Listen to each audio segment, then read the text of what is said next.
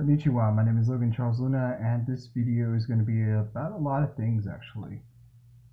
It's been a while since I've made a video, and yeah, just gonna go straight, starting in with this fan art of Jolyne from JoJo's Bizarre Adventure Part 6 Stone Ocean.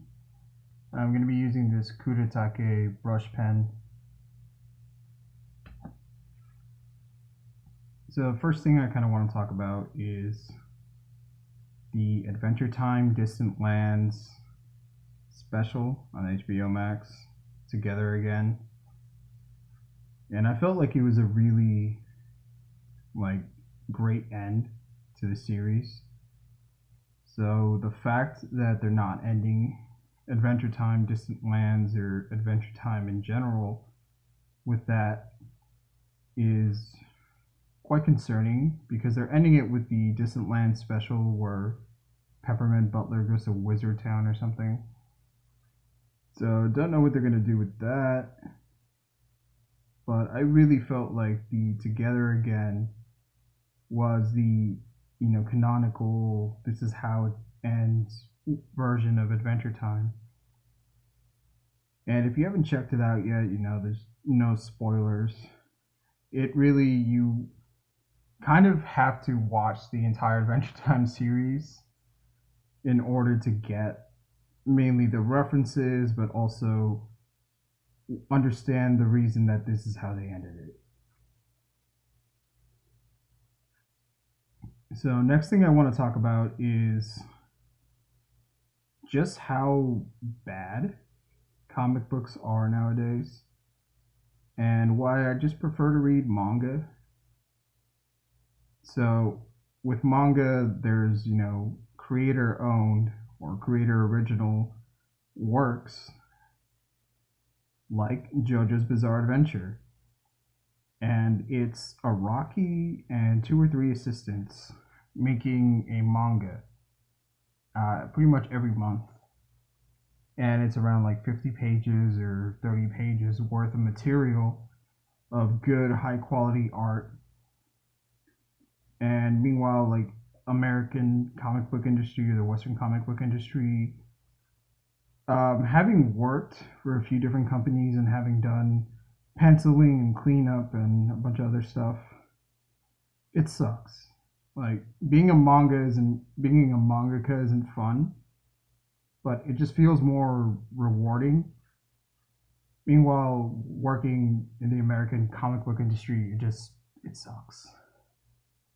And I really was kind of out of love with comic books for a long time. Since I was 10, all I've been really reading was manga. And every now and then I'd pick up a book, but it'd always be an old book. It wouldn't be anything really new. I'd hear a lot about the New 52 when that stuff came out, and literally just hearing about it, I was like, what the fuck are they doing? And I think that's one of the major reasons that I really just kind of stopped caring about the American comic book industry and American comics in general, is the fact that, broken record, they just keep trying to relive the glory days and play the greatest hits. And what they've done with Spider-Man works, because Spider-Man is special. Literally, I made a video about it where anyone can be Spider-Man. But the stuff they've done with some of the other side characters, specifically, I mean Spider-Woman and Silk and all that, what the hell are they doing? They're pandering to a market that doesn't go out to comic book stores and buy comic books. These people just want to write posts and bitch and complain about diversity in characters, but they're not going to support any of the artists or any of the actual companies that try and pander to them. They're just complaining on the internet, honestly. And, public perception. So you can have diverse characters, but they have to be good characters. You can't just race bend or gender bend an already existing character that's canonically always either been passed down or different versions of that character have already existed, but now you're just pandering to a more PC woke culture. And like, I really hate that when companies like pander, like especially now during Pride, and you see all these different logos with their rainbow version of their logo. That doesn't matter. These are the same companies that for decades have been lobbying to do like just horrible things to the LGBTQ community. And right now they're just pandering. That's why like it's fine if like any of my friends or my brother and sister like they go out and get Chick-fil-A, because I don't care. I just generally don't like Chick-fil-A. Like I don't like McDonald's either. And it's not like I boycott someone because of their politics or whatever. Like I literally, if the service is bad or I just don't like the product, then I just don't buy it. I don't participate in any of that because I generally don't like it. And there's a lot of stuff where people try to make it about politics and make it about stuff that it isn't, because literally a comic book character's race and background matters to the character's story. If the character is written and acts the same way a white character or a white male character would, then it's not really representation, it's not diversity, it's just a color coding. And it's kind of like the same argument when people complain that Marvel and the movies and TV shows now, they're queer baiting, but really they're just going off the fact that sexuality is a spectrum and a lot of characters are adapting to the new world and how things match, because they want a semi-realistic universe, but they don't want to go full like Chris Nolan, because in Chris Nolan's version of Batman, he would never meet Wonder Woman or Superman, because Wonder Woman and Superman don't exist in real life. And Aquaman doesn't exist in real life. And the whole point of Chris Nolan's Batman was there are vigilantes, rich people are crazy enough to do shit like this, and we need to learn about Batman's story, about Joker's story. But you know, people just usually like the aesthetic of it, and then some people generally, like comic book fans, don't like Chris Nolan's universe because it is too realistic. And Gotham City doesn't feel like Gotham City anymore. It just feels like Chicago or Pittsburgh or wherever they shot that establishing skyline shot from. It just feels like that city. It doesn't feel like Gotham City. If anything, I think the perfect Gotham City was the Tim Burton version, where it's this weird pseudo like retro 50s 60s inspired architecture and shit, but they have like modern gadgets and technology and resources and references. And I think the Batman animated series really did a good job with Gotham City as well. Yeah, it's just like, so anime and manga, like it's not perfect, but they do take more risk than the comic book industry or the Western entertainment industry does. Because over here, it's just a lot of play it safe. If it ain't broke, don't fix it. You know, play the greatest hits. It's a lot of pandering. And the perfect way, like analogy to match it up with is WWE. The entertainment industry and WWE go hand in hand because they're the same.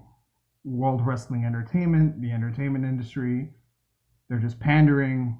They're going off the greatest hits, reliving the glory days. And that's all it is. Meanwhile, you have certain stories and certain characters from anime and manga that go against the rules and kind of break social standings. And honestly, that's why I love Jolyne, because she is a one of a kind character, and she doesn't go with the mold of any of the other Joe stars.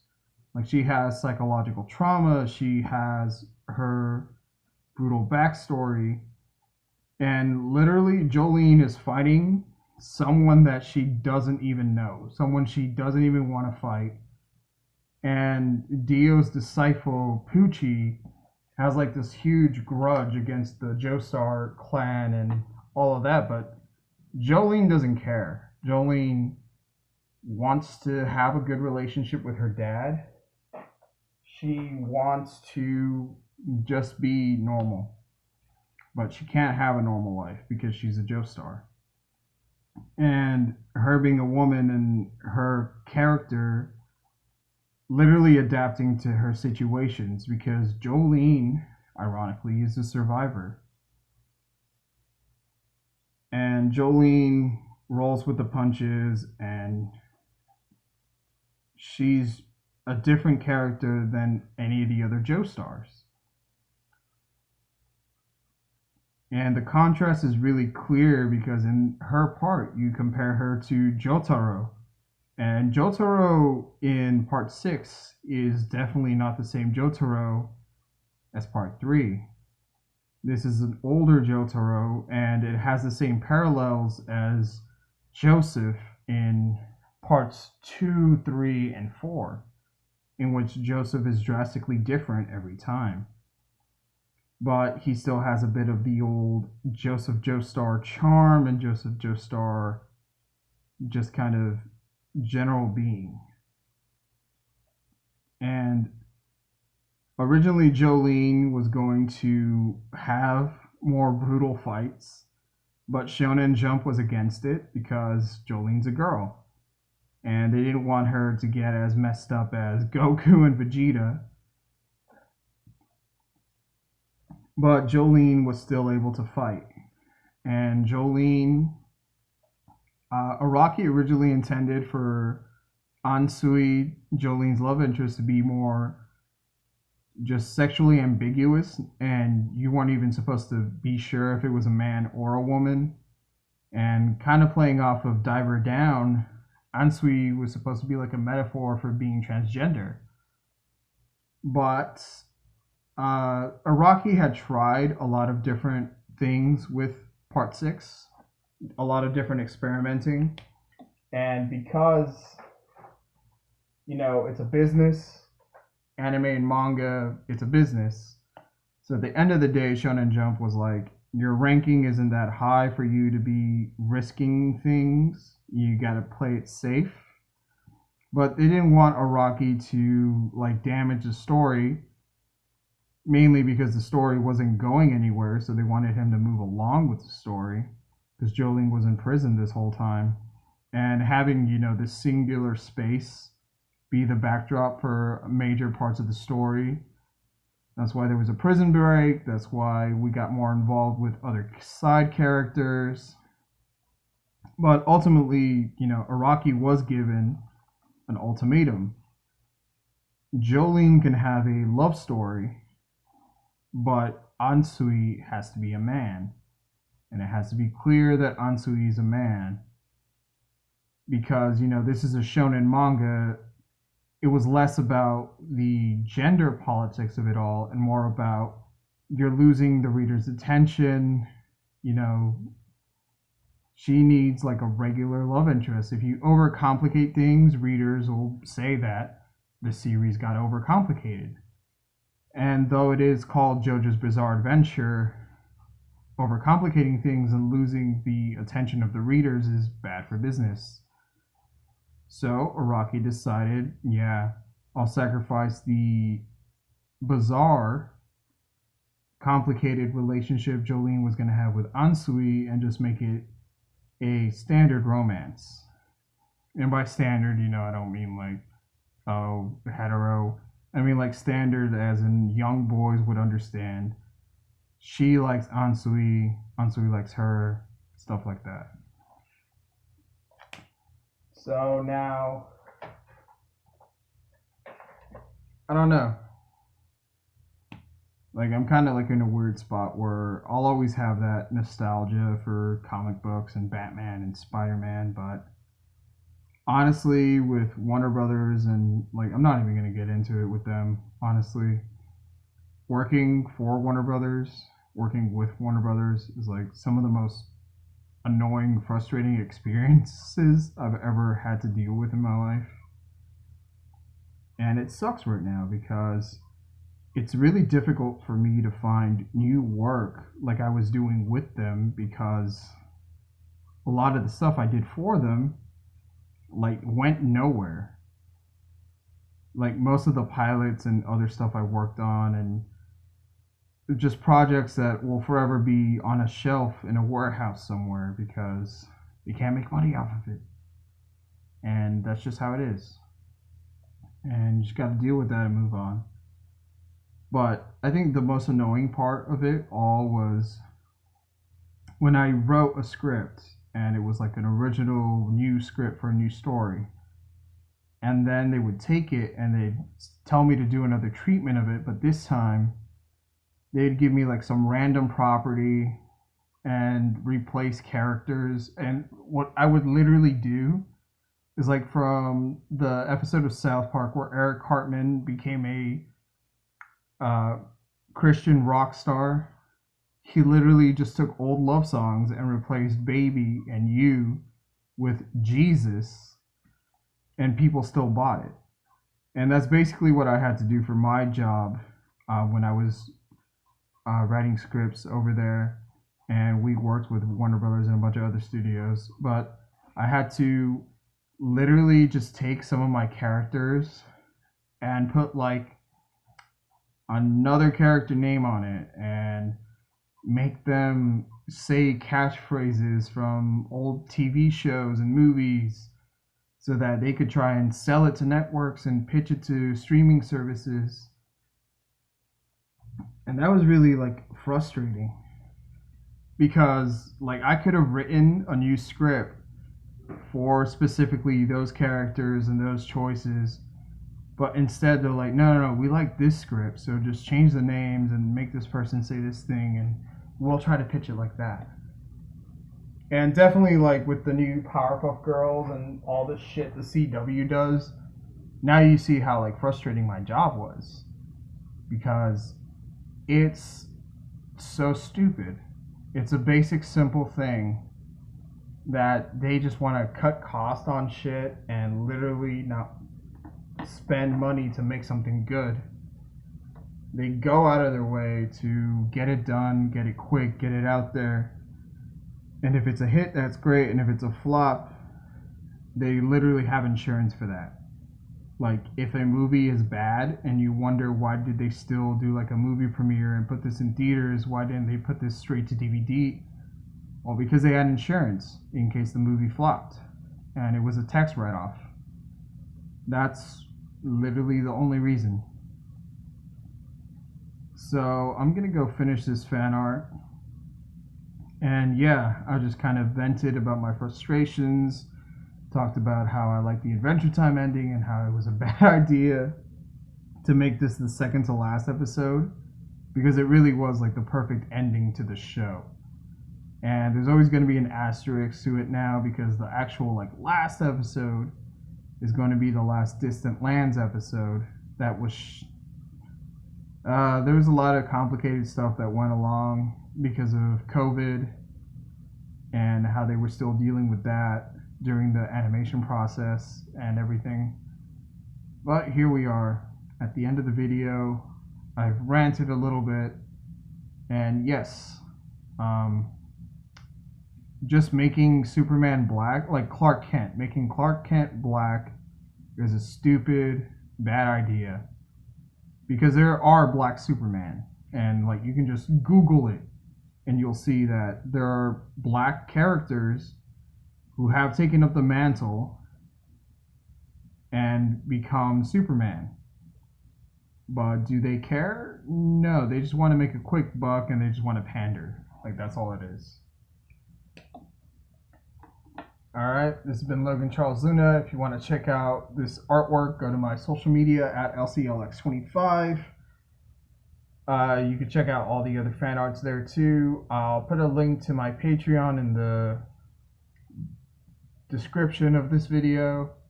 If you want to sign up to my Patreon, I make my own manga, I do fan arts, I do requests. You can vote on which fan art I'm going to do next, and sometimes I'm going to make like series of fan arts and stuff. You can also see like on my page, I recently did like a whole run through One Piece and all my favorite crew members in order. I think I might make a video about that, like just talking about my favorite One Piece crew members. The manga is really interesting at this point right now, and yeah, I really like One Piece.